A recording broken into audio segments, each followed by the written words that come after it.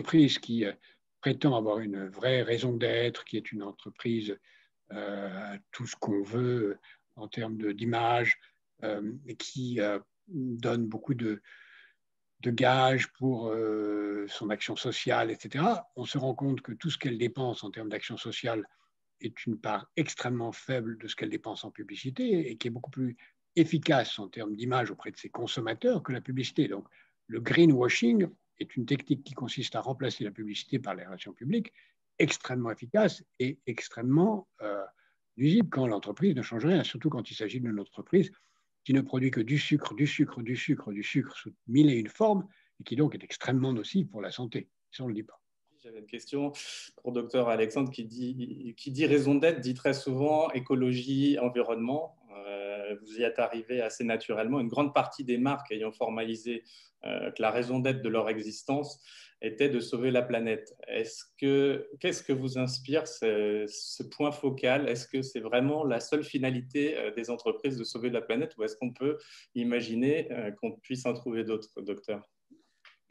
On est rentré dans l'enflure messianique et ça aura des conséquences politiques et philosophiques importantes. Aujourd'hui, si on ne sauve pas la planète, si on ne sauve pas des milliards d'âmes, si on ne change pas radicalement le destin de l'humanité, on est un crapaud et on est un médiocre. On voit ça à l'échelle des entreprises, on voit ça à l'échelle des individus. On voit maintenant des jeunes qui sont découragés parce qu'ils n'ont pas d'impact majeur sur la société. Donc, on cache ce qui va mieux en matière environnementale, on rend les gens pessimistes, on les déprime, et puis après, on leur explique qu'il faut sauver le monde.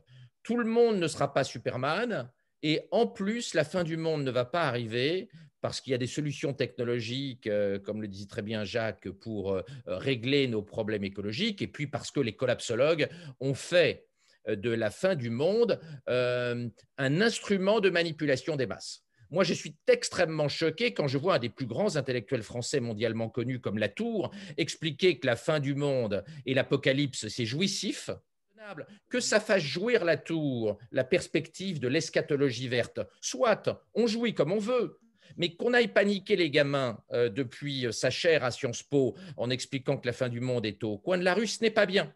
On a un taux d'angoisse verte chez les gamins qui est très élevé et qui est lié au fait qu'un certain nombre d'intellectuels verts sont irresponsables. C'est vrai qu'il y a un pessimisme, une jouissance du pessimisme qui existe et qui pose une sorte de posture qui est très attirée par les médias. Et si vous voulez être entendu dans les médias, il vous faut avoir cette posture. Il n'y a que les mauvaises nouvelles, que les alarmistes et l'intellectuel dont il vient de parler.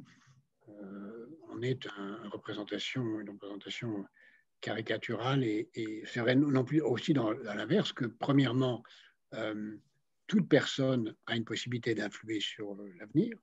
C'est la théorie du colibri qui est une bonne théorie. Toute personne en ayant dans son comportement quotidien une attention modeste et humble à ce qu'il peut faire pour avoir un impact. Moi, je n'ai pas l'impression d'avoir plus d'impact par mon action extérieure que par mon action personnelle et j'essaye de mettre les deux en phase. Donc, avoir conscience du danger est une nécessité pour le combattre. Et si je suis un jeune Australien, c'est le deuxième exemple que je vais prendre, je peux comprendre qu'on soit pessimiste parce qu'il voit les incendies de forêt, il voit la sécheresse se développer à une vitesse fantastique, il voit le pays devenir inhabitable et beaucoup de jeunes quittent l'Australie à cause de ça parce qu'ils s'imaginent eux-mêmes pris dans un piège dans lequel leur continent va être la partie la plus désertique de la planète bientôt. Je ne dis pas que ça sera vrai partout, mais ce danger existe. Et donc, il faut garder raison. Il ne faut pas être d'un pessimisme qui conduit à la résignation, ni d'un optimisme qui conduit à l'inaction. Il faut être au milieu des deux. Oui, mais Jacques, bien sûr, mais il faut faire attention au type de message que l'on passe. Au Brésil, en moyenne mobile depuis l'an 2000, les incendies de forêt reculent. En moyenne mobile, de moyen terme. Et en Australie, les incendies de forêt sont plus faibles aujourd'hui que dans les années 70. Oui, mais pas la température. La température il y a eu 10 fois moins d'incendies l'année dernière en Australie qu'il y en a eu en 75. tu peux aller vérifier. Je suis allé vérifier personnellement les statistiques du bureau des statistiques australien qui est disponible sur .gov.au.